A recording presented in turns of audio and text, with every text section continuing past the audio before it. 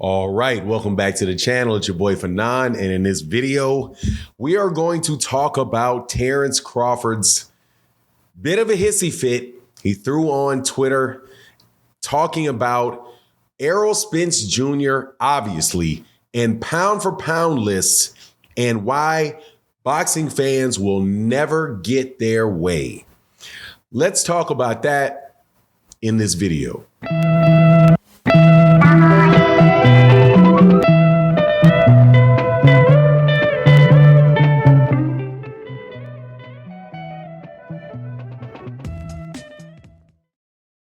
All right, welcome back to the channel. It's your boy Fanon. In this video, we're going to be in the 147-pound division, where Terence Crawford has put a nail in the coffin of why people should understand what is going on with this guy. I know that didn't make any sense the way I said it, but it is what it is. He put a nail in the coffin.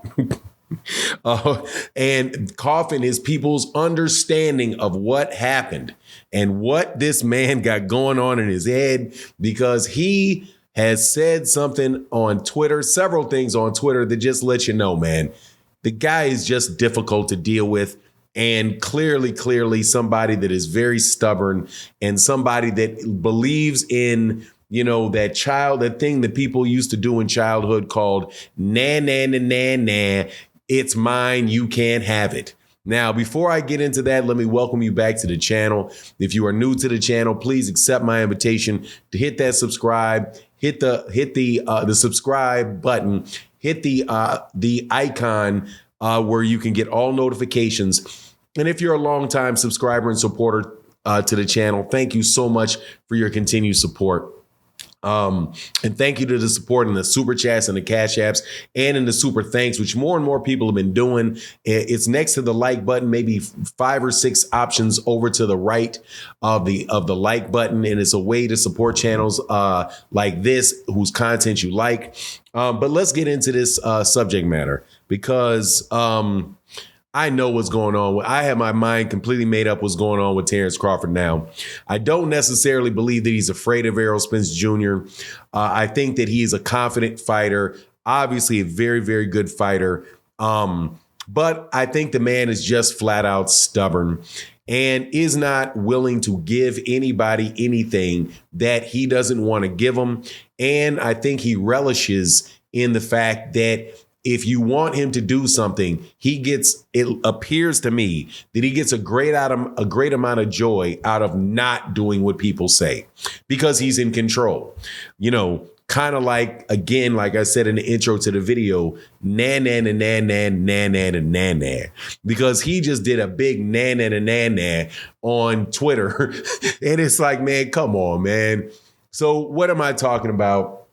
He does several tweets. The first tweet says something about basically saying, man, I've been on the pound for pound list since Manny Pacquiao versus Floyd Mayweather, which took place in 2015. So that's like 7 years. And that is the truth. He's been on the pound for pound list for a very, very long time. If not not always at number one, but has been there that entire time, because of what he did at 135, what he did at 140, the fact that he hasn't lost at 147 pounds. But then he goes on to say this, because people react obviously, and they talk about what the pound for pound level, what the pound for pound list is. It's trash. It doesn't mean anything. It's just what some boxing writers have to say. It's not what, it doesn't mean anything in the real world. It's just kind of like an accolade that ESPN and Ring Magazine get people, and it's completely and utterly subjective. It's nothing, you've had all kind of people up on that pound for pound list over the years that people would say, man, come on, man, what are they doing there? Or people that never get on there for some odd reason, right? However, this is what his response was. If your favorite fighter was number one on that list, it wouldn't be trash. LOL. Some of y'all need to go to sleep and just dream. That's the only way y'all gonna get y'all's way. Okay, let me read that again. If your favorite fighter, and I'm correcting, because look, man, y'all need to stop getting on Terence Crawford about the way he spells. Big deal. We know you can read it, you know what he means, man. It's Twitter. You don't have an autocorrect. So before anybody starts cracking jokes on him in the comment section about how he spells, please don't do it around me, man. It is what it is. If your favorite fighter was the number one on that list, it wouldn't be trash, huh? Some of y'all need to go to sleep and just dream, because that's the only way y'all gonna get your way. Okay. Obviously, that's the only way. If you mean the favorite fighter of Errol Spence Jr., let me address this and say, let's assume Errol Spence Jr. is my favorite fighter, right? And because he isn't. Deontay Wilder is my favorite fighter, just to let you know. If I had to say the number one fighter, the guy that I like the most, it's Deontay Wilder. Errol Spence Jr. is right there. Gervonta Davis is right there. In the ring, Terence Crawford was right there. However, let's assume that Errol Spence Jr. was number one pound for pound.